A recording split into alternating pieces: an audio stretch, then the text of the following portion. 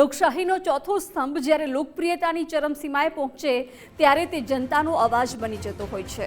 Gujarat ફર્સ્ટનું studio on wheels પહોંચ્યું રંગીલા રાજકોટના આંગણે, જ્યાં સમાચાર માત્ર વંચાતા નથી પણ જીવાય છે। જી હા, અમે વાત કરી રહ્યા છીએ સૌરાષ્ટ્રના સુપ્રસિદ્ધ અખબાર અકીલા વિશે।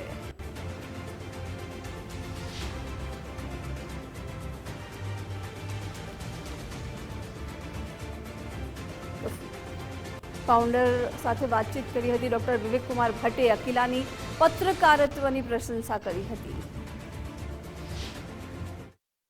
નમસ્કાર, સ્ટુડિયો ઓન વ્હીલ્સ પહોંચી ગયું છે રાજકોટ, અને જ્યારે રાજકોટમાં આવો તો રાજકોટના ઇવનિંગ ન્યૂઝપેપર ટેબ્લોઇડ ન્યૂઝપેપરની વાત ચોક્કસથી કરવી પડે છે, અને એવા જ એક પ્રતિષ્ઠિત ન્યૂઝપેપર એટલે અકીલામાં અમે પહોંચી ગયા છે। અકીલા જેની ટેગલાઇન છે સવારે ચા અને સાંજે અકીલા।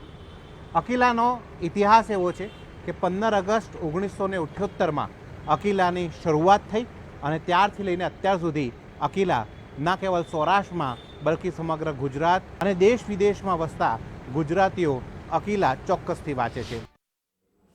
ગુજરાત ફર્સ્ટના ચેનલ હેડ ડૉક્ટર વિવેક કુમાર ભટ્ટે રાજકોટની શાન અને પ્રતિષ્ઠિત અખબાર અકીલાની ઓફિસની ખાસ મુલાકાત લીધી, જે અખબારે દાયકાઓથી પત્રકારત્વના ક્ષેત્રમાં પોતાનો દબદબો જાળવી રાખ્યો છે। તેવા અકીલાના ફાઉન્ડર શ્રી કિરીટભાઈ ગણાત્રા સાથે ડૉક્ટર વિવેક કુમાર ભટ્ટે હૃદયસ્પર્શી સંવાદ કર્યો।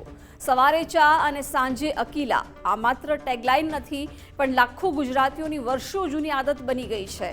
15 ઓગસ્ટ 1978ના રોજ જેની શરૂઆત થઈ હતી તે અકીલા આજે પત્રકારત્વનું વટવૃક્ષ બની ચૂક્યું છે। ફાઉન્ડર શ્રી કિરીટભાઈ ગણાત્રાના અથાગ પરિશ્રમ અને દીર્ઘદ્રષ્ટિથી અકીલા આજે માત્ર રાજકોટ જ નહીં પણ સમગ્ર સૌરાષ્ટ્ર અને ગુજરાતનું શિરોમણી અખબાર છે। સાથે સાથે ડિજિટલ ન્યૂઝની દુનિયામાં પણ અકીલા ખૂબ આગળ છે।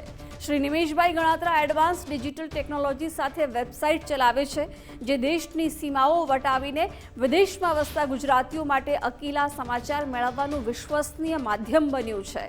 સાંજનું અખબાર હોવા છતાં તેની સવારના અખબારો જેવી લોકચાહના તેની તટસ્થતા અને નિર્ભયતાની સાબિતી આપે છે।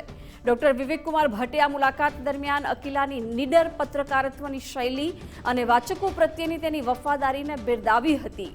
એક એવું અખબાર જેણે સમય સાથે પરિવર્તન સ્વીકાર્યું પણ પત્રકારત્વના આદર્શોને અકબંધ રાખ્યા।